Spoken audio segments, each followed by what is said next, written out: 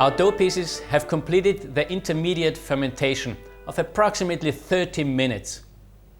And now we're ready for the most exciting and perhaps most difficult part of the baguette making process, the shaping of the baguette.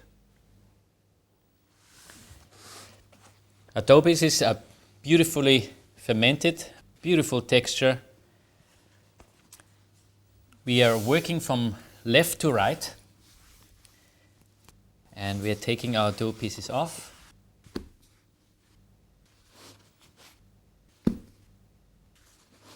So we can replace them back onto the couche after shaping. We're setting our couche again. Ensuring that there is enough flour on them. Rather a little bit too much flour on the final baguette than too little. It's an absolute calamity if the dough sticks to the couche, which mostly happens on a new couche. It hardly ever happens once the couche has been seasoned and used several times. Putting a bit of flour down.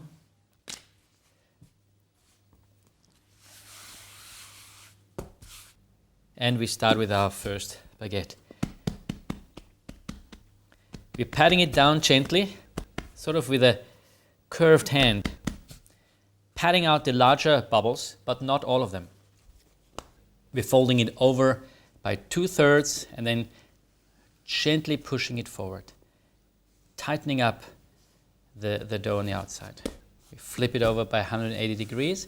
We bring in the edges a little bit to ensure that the baguette doesn't get too long too early on. Bring in the ends, and we're folding over the dough again by about 2/3, pressing gently the dough forward. Again, the tightening of the dough, very important. We create a little furrow with our thumbs. We are rolling over the dough over the thumb and then tighten it again with a similar movement. Perhaps one more time to ensure that the dough is really tight, and one can see how the dough wants to jump back. We're really tightening the surface. Beautiful bubbles are visible. Let's just check that the table has enough flour. So we are rolling over the dough now for a final tensioning. Left thumb, roll the dough over the thumb, and with the heel of our right hand, we are sealing the dough.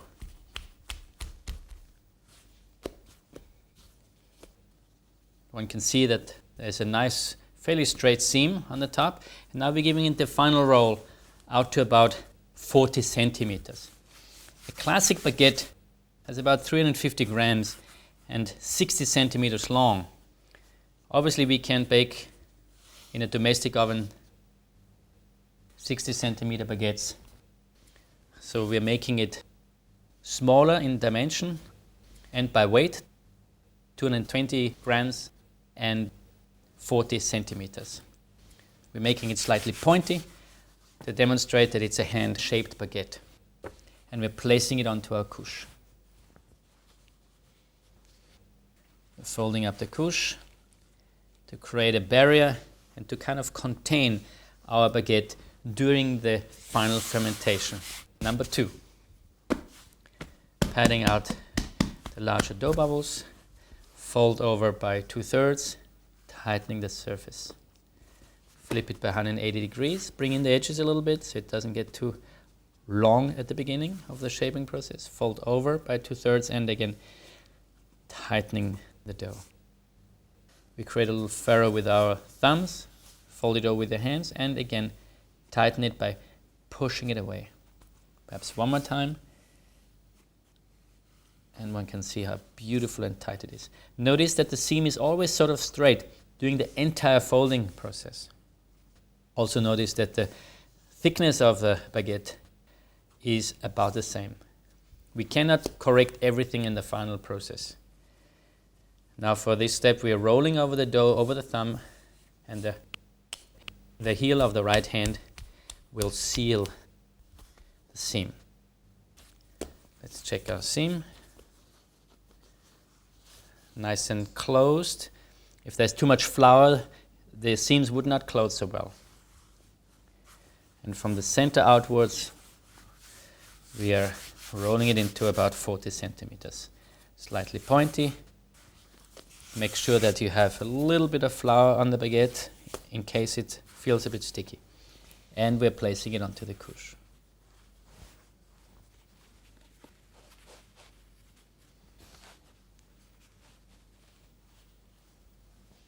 And number 3. Pat out the dough. Fold over by 2/3. First tensioning. Flip 180 degrees. Bring your dough piece together.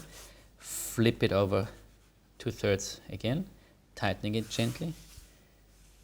Another one. And again. It's nice and tense. We make a furrow. Then we are rolling it over our thumb and sealing it with the heel of the right hand.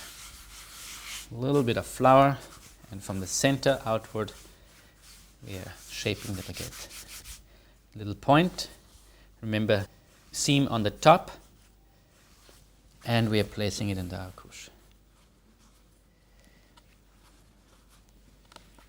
Make a fold, and we are ready for the next one.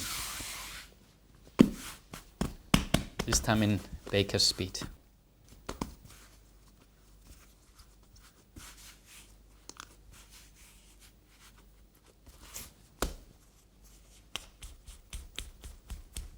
We're making the dough strong on the outside, but on the inside we are retaining the beautiful, airy, bubbly structure of the dough.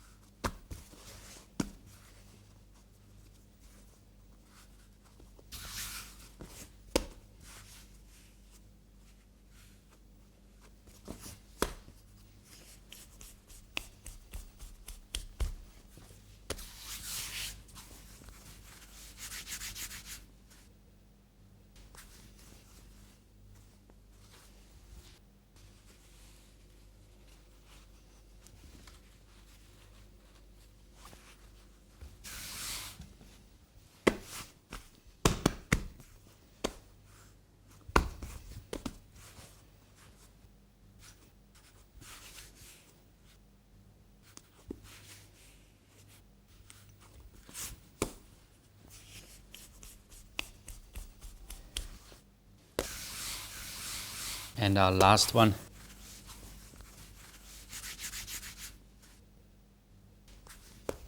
Number 8. For insurance, a slight dusting, and we're sending it off to the final fermentation. Cover it with a cloth, tuck it in gently. Allow it to ferment for approximately 30 minutes. This is now the final fermentation. After this fermentation, the baguettes will be brought into the oven. As always, we are tightening up our table, and we now wait for our baguettes for their final rise.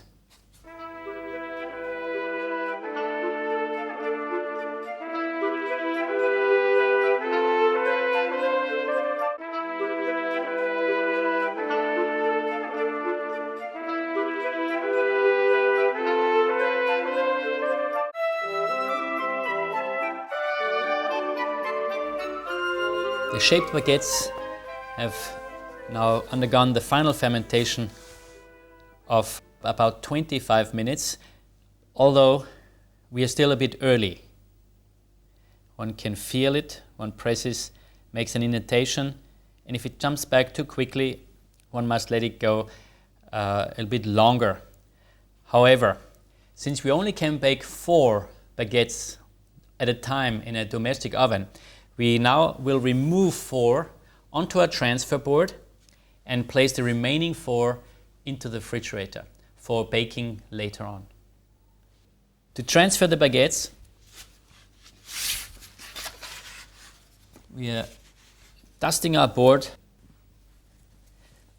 to ensure that the baguettes will slide off easily. One way is, especially when they have not proven too much, one can pick them up by hand. However, this is not the particularly best methodology, as we are handling them a bit too much. The professional baker uses a transfer board, and we flip the baguette onto the transfer board. Notice now that the seam is on the bottom, and we gently slide it onto the board.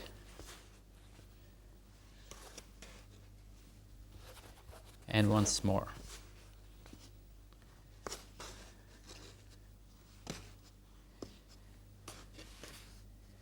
These baguettes are now ready for cutting, but before we do that, we place these in the refrigerator. If they have proven a bit more, one could leave the cover off to make sure there is instant heat exchange and the baguettes cool down and stop the fermentation.